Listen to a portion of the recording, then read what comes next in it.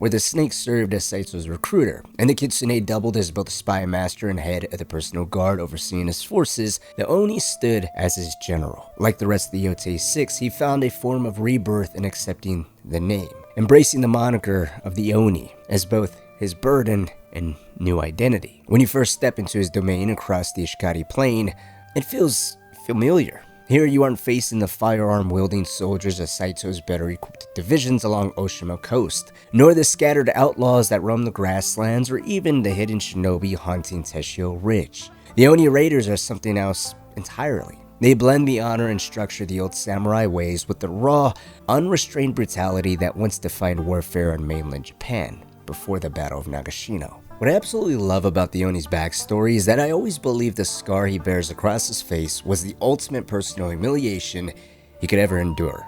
Not only was he blinded and cut by a woman, but by a child. And in these stories, we've talked countless of times about how disgraceful it would be for a warrior, let alone a general, to be bested by a woman, or even seen as an equal to one, as was the case with the kitsune.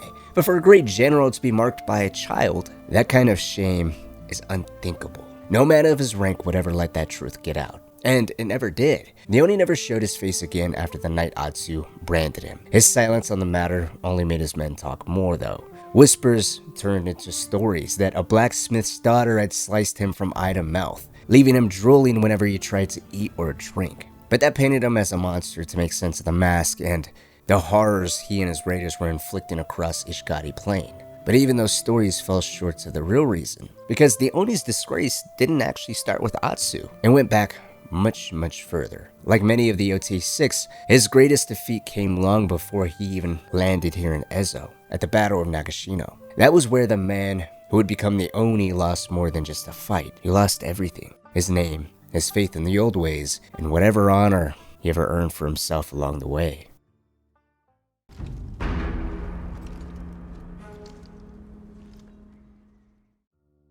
Even in exile in Ezo, the Oni kept his father's armor from the days when he served under the banner of Clan Saito. This single detail reveals more than it seems at first glance. Not only does it confirm that the original colors of Clan Saito were in fact purple, rather than the distinctive red seen throughout the Ghost of Yotei, but it also suggests that the Oni's lineage, much like the Kitsune's, had served Clan Saito for generations. Though we don't know when or how his father passed away, the fact that the Oni continued to hold on to that armor after so many years speaks volumes. It shows a side of him that mirrors Jin Sakai in a way. Both born of samurai blood, both bound by legacy and honor, each clinging to what their fathers left behind. Jin would eventually wear his father's armor as rightful heir to his clan. The Oni, however, carried his father's armor as a reminder of a weight he could never fully bear. He once remarked that his father's armor never fit him properly, that he had grown much too large, too broad, and his dad, by contrast, was much smaller. However, his massive frame would have carved out a menacing figure on the battlefield, being quite a positive. Unfortunately, that is where most of his lineage kind of ends. The silence surrounding his father's death or any notable victories before Ezo, the Oni's past kind of carries gaps that we'll unfortunately never find out. The only battle ever directly tied to his name, the one that might have defined his career as a general, was his victory at the Battle of Mikatagahara. Just like Nagashino, this was a real battle, fought in October of 1572, roughly 3 years before the disaster in Nagashino. The Oni's self-portrait, paired with his claim of winning victory at Mikatagahara, fills in a vital piece of his story. First off, let's acknowledge his name before becoming the Oni, Lord Hyozo. And in this battle, it wasn't just a minor skirmish. It was one of the most famous victories of its time. In 1572, Takeda Shinjin's cavalry crushed Tokugawa Ieyasu forces at Mikatagahara, a moment that would have echoed through all of Japan's warring states that time. For the then Lord Hyozo, if he was the one that fought there, let alone claimed victory, that achievement would have placed him among the ranks of a legendary campaign. It explains why he says he's a great general, because he really did achieve that name. He proved his prowess on the battlefield at one of the most decisive campaigns possible, and it gives us an idea of the confidence that would have defined him moving into the Battle of Nagashino. He was capable, he was experienced, and he would have been on the side that firmly believed in tradition and honor, and the tested mentality of the samurai code. If we take into account the fact that he was in service to Lord Saito, that victory would have been everything as well. It would have been a glimmer of renewed honor after years of decline following the clan's setbacks under Nobunaga's advance. Hyozo's triumph at Mikatagahara would have elevated both Saito and Lord Hyozo's name, because to Saito, Hyozo wasn't just another vassal, he was the living proof that his banner still had the ability to carry massive successes on the mainland on his behalf. It would have also strengthened the relationship between Lord Hyozo and Lord Saito, solidifying that Saito also needed warriors just like Hyozo to preserve what little reputation his clan would have had, or to better boost his favor in the eyes of Takeda, which would have been Saito's genuine overlord. Nonetheless, the Battle of Mikatagahara was likely the height of Hyozo's career. The day he proved himself not just as a soldier, but a general worthy of songs. It was the moment he believed his name, and by extension Saito's, would live forever. Which makes his downfall all the more tragic, because a man who once won glory in all of Japan's most decisive battles would spend the rest of his life hiding behind a mask, clinging to the memory of a victory that history, and perhaps even his lord, would have chosen to forget in his lifetime.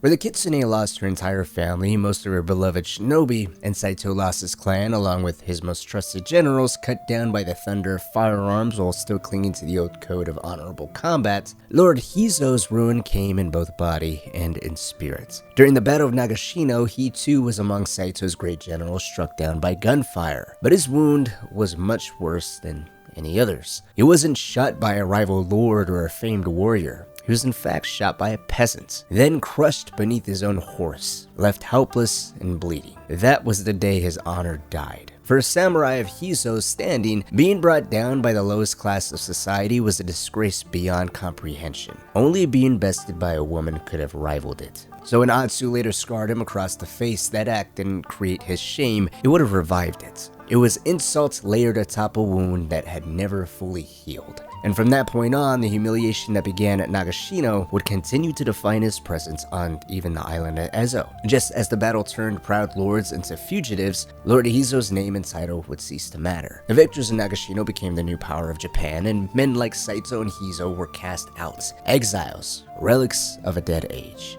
It remains unclear how Hyozo survived the battlefield or who found him pinned beneath the weight of his own horse. But one thing is certain, the memory of that gunshot never left him. Years later, he would speak of it with grim reverence. Why is this musket so important to you? Have you ever been shot? No.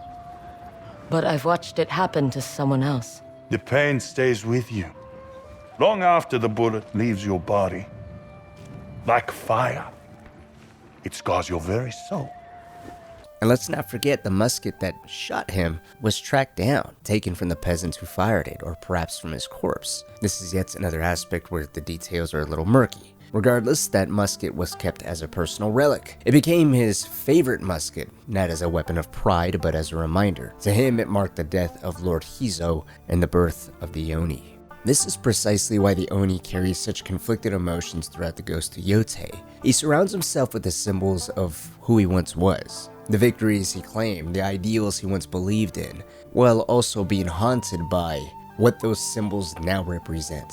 Despite what the brutal actions of the Oni raiders under his command might suggest, the Oni himself is far from a mindless monster. On the contrary, the Oni came from a cultured and disciplined lineage. He was articulate, commanding, and even respected by his men, many of whom viewed him as more than a warlord, as a remnant of a vanishing age. Yet beneath that discipline does lay bitterness with the Oni. Being assigned to oversee and build the very castle that was meant to become his lord's seat of power was both an honor and a torment. It forced him to relive his past, as he kept everything important to him very close in the throne room, guaranteeing he always had a good view of his victories, his losses, the humiliation that never left him, and likewise the humiliation he continues to unleash upon his enemies now, as the Matsumai represented everything the Oni despised, because they weren't just another samurai clan, they were the extension of the shogun's authority, the same power that had crushed men like him and Saito and Nagashino.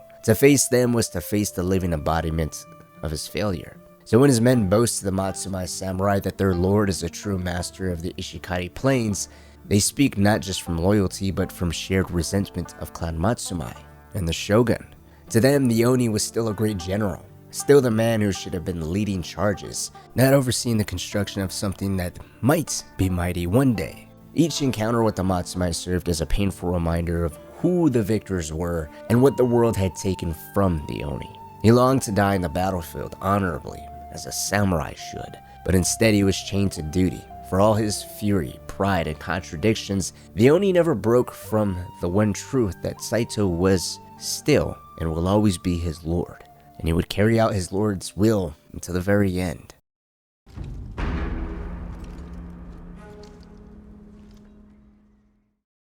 Of course, honor is a strange thing to talk about when you start from Nagashino, because that's where everything falls apart for everyone involved, especially the Oni. Still, the question of burning Atsu alive keeps coming back, and the Oni's answers tally.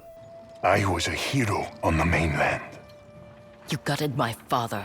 He defied Lord Saito. Then you tried to burn me alive. Do you think I enjoy setting fire to children?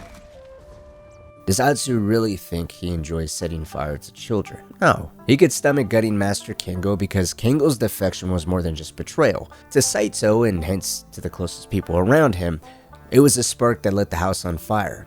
Mass starvation, collapsing loyalty, the slow death of a clan, and the ultimate deaths of Saito's wife and daughter. That's why Kengo's fates and Atsu's are weirdly handled differently. Yone, Kengo's wife, is really the only person killed personally by Saito.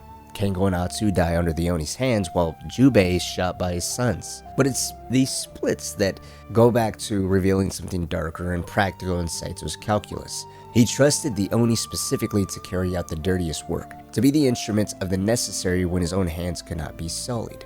Saito, as a father and deluded steward of a lost honor, seems reluctant to personally execute the final rupture. Killing Atsu outright would have cracked open the very illusions he uses to justify the killings himself. So instead he delegates. He counts on the Oni specifically to do what must be done, while he preserves the appearance of terrible but measured judgment. The Oni, on the other hand, is bound by duty and hardened by the shame of Nagashino, becoming the perfect blunt edge, willing to erase people the clan needs removed, even if it costs him whatever remained of his soul, or in this case, honor. It's not exactly relished in cruelty so much as a grim acceptance that to serve his lord is to obey, no matter the cost. Because frankly, I think if it was any different, there would have been repercussions for the Oni immediately lashing out and killing Kengo. If Saito himself wanted to personally bask in the torment of Kengo, or even find some kind of satisfaction from killing him personally, induced the Oni just reacting out of anger for getting his face slashed by Atsu by stabbing Kengo in the chest, stripping that personal satisfaction away from Saito, meant there would have been some form of repercussions for his disobedience. The Kitsune learned all too well what kind of reward disobedience was met with on that same night, so I don't believe the Oni would have escaped any repercussions for acting out of line. Additionally, based off the Oni's own words on how he feels with remodeling Ishikari Castle, he isn't loyal to Saito per se, it's just he really is duty bound. I don't want to throw this line out there because I feel like it's been overused to death, but where Jin tells Lord Shimada that he's a slave to his honor, it kind of feels like what's the case here with the Oni. Instead of honor, it's more so his duty, hanging on to the samurai code to the death.